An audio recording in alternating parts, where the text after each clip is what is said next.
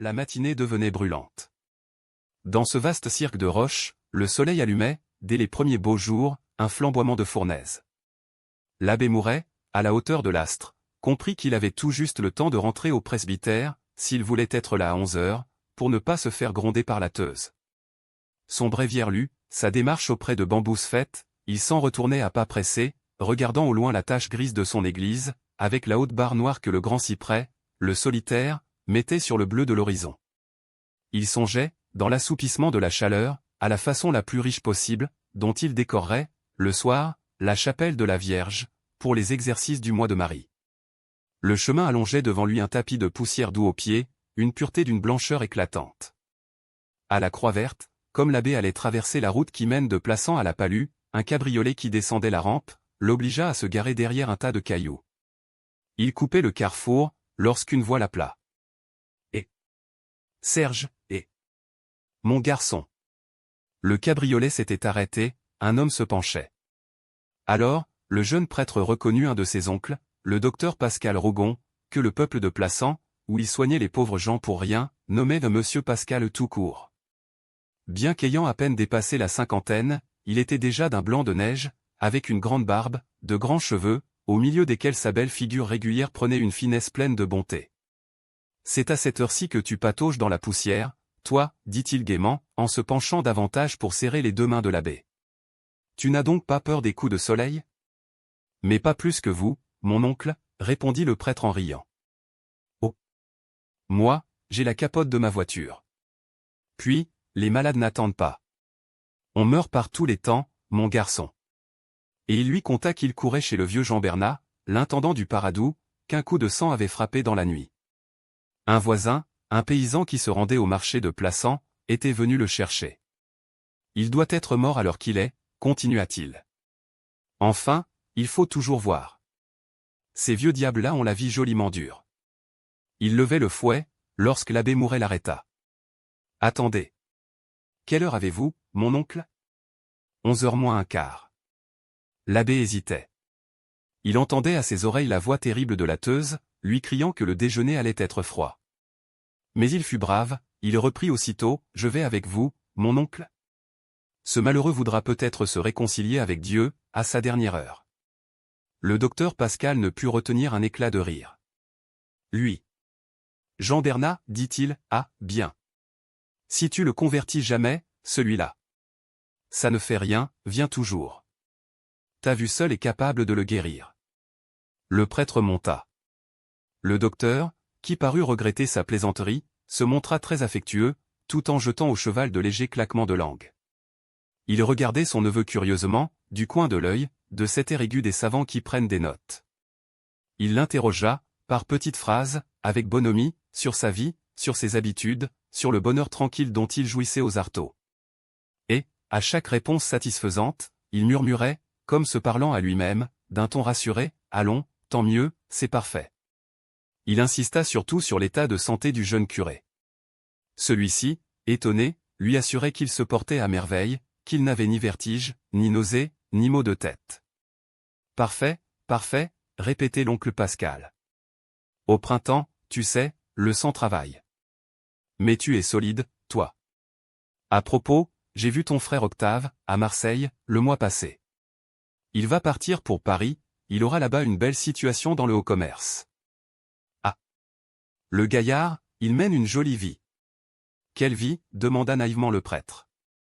Le docteur, pour éviter de répondre, claqua de la langue. Puis, il reprit, enfin, tout le monde se porte bien, ta tante Félicité, ton oncle Rougon, et les autres? Ça n'empêche pas que nous ayons bon besoin de tes prières. Tu es le saint de la famille, mon brave, je compte sur toi pour faire le salut de toute la bande. Il riait, mais avec tant d'amitié, que Serge lui-même arriva à plaisanter. C'est qu'il y en a, dans le tas, continua-t-il, qui ne seront pas aisés à mener en paradis. Tu entendrais de belles confessions, s'ils venaient à tour de rôle. Moi, je n'ai pas besoin qu'ils se confessent, je les suis de loin, j'ai leur dossier chez moi, avec mes herbiers et mes notes de praticien.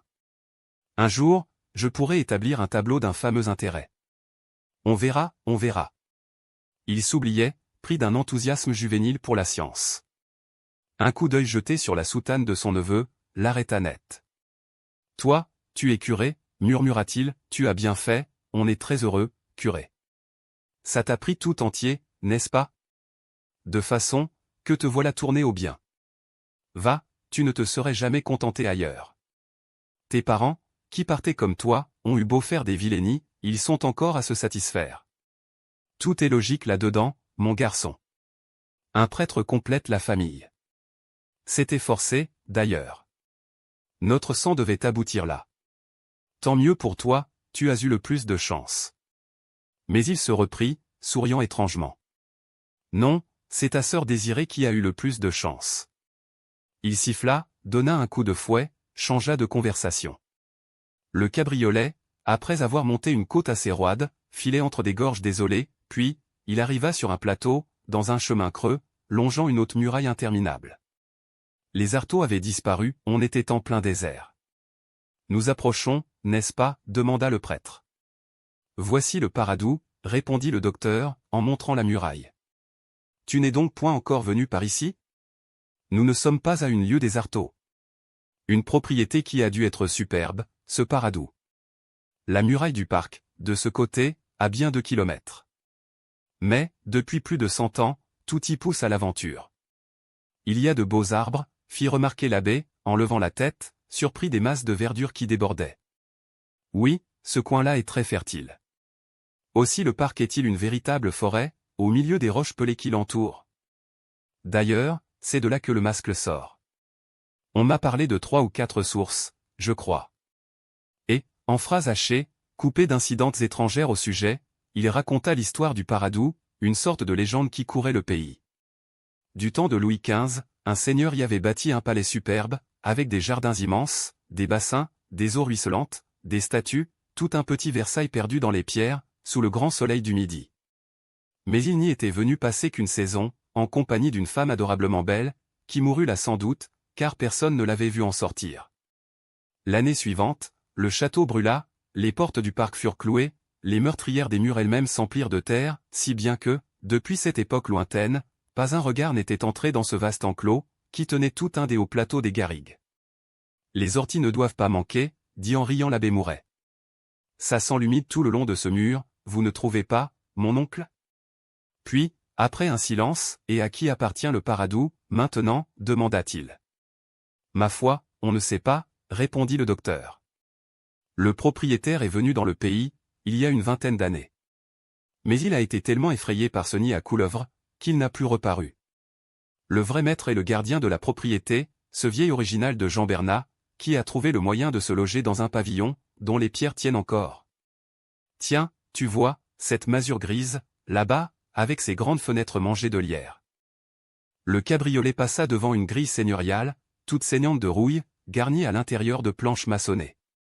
Les seaux de loup étaient noirs de ronces. À une centaine de mètres, le pavillon habité par Jean Bernat se trouvait enclavé dans le parc, sur lequel une de ses façades donnait.